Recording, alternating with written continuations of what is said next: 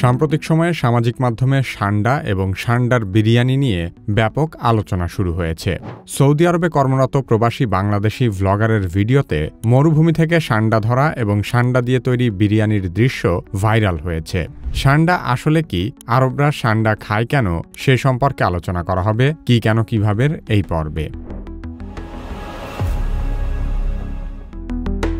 সান্ডা হলো এক ধরনের মরুভূমির সরীসৃপ, যার বৈজ্ঞানিক নাম ইউরোমাস্টিক্স এবং এটি অ্যাগামিডি গোত্রের অন্তর্গত। আরবি ভাষায় এদেরকে দব বলা হয়। এদের গায়ের রং সাধারণত মাটির মতো, এর ফলে এরা সহজে বালুর মাঝে মিশে যেতে পারে।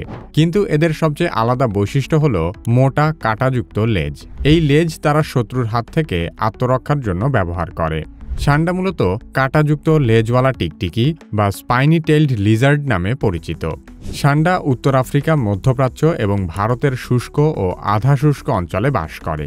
বিশেষ করে সৌদি আরবের মরুভূমি এদের সবচেয়ে বড় প্রাকৃতিক আবাসস্থল। এরা প্রধানত নিরামিষভোজী, গাছের পাতা, ফলমূল এবং মাঝে মধ্যে ছোট পোকামাকড় খেয়ে থাকে। তবে গ্রীষ্মকালে গাছপালা কম থাকলে পোকামাকড়ের উপর এদের নির্ভরতা অনেক বেড়ে যায়। আরব অঞ্চলে বিশেষ করে মরুভূমির বেদুইনরা সান্ডার সহজলভ্যতা এবং ঐতিহ্যগত খাদ্যাভ্যাসের কারণেই টিকটিকি জাতীয় এই প্রাণীটি খেয়ে থাকে। প্রাচীনকালে মরুভূমিতে খাবারের যোগান খুব কম থাকায় যা কিছু পাওয়া যেত মরুভূমির বাসিন্দারা তা দিয়েই জীবন চালাত। তাছাড়া সান্ডার মাংস প্রোটিন সমৃদ্ধ এবং কম চর্বিযুক্ত, যা মরুভূমির কঠিন পরিবেশে শক্তি সরবরাহের জন্য বেশ উপযোগী। তবে প্রধানত মরুভূমিতে অন্যান্য খাদ্যের সীমিত প্রাপ্যতার কারণেই সান্ডা একটি সহজলভ্য খাদ্য উৎস হিসেবে বিবেচিত হতো।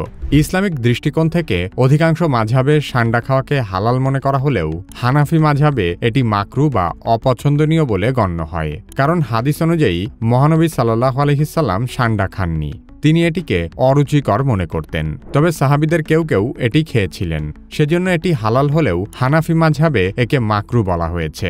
ভারতীয় উপমহাদেশে সান্ডার মাংস এবং তেল ঐতিহ্যগতভাবে লোকজ চিকিৎসায় ব্যবহৃত হয়ে আসছে। যৌনশক্তি বৃদ্ধি, ত্বকের রোগ নিরাময় এবং বাতের ব্যথা উপশমের জন্য সান্ডার তেল বিক্রি করা হলেও এর কোনো বৈজ্ঞানিক প্রমাণ পাওয়া যায়নি।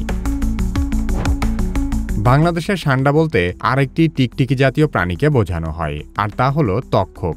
সাধারণত একটি তক্ষকের দাম প্রায় 20 লক্ষ টাকা পর্যন্ত হতে পারে। তক্ষক আসলে কি কাজে লাগে এবং তক্ষকের দাম এত বেশি কেন, সে সম্পর্কে জানতে চাইলে কি কেন কিভাবে এই ভিডিওটি দেখতে পারেন। আমাদের ভিডিওগুলো ফেসবুকে দেখতে চাইলে কি কেন কিভাবে ফেসবুক পেজ লাইক এবং ফলো করুন। পরবর্তী ভিডিও আপলোড হওয়ার সাথে সাথে দেখতে চাইলে কি কেন কিভাবে সাবস্ক্রাইব করে বেল আইকনটিতে ক্লিক করুন।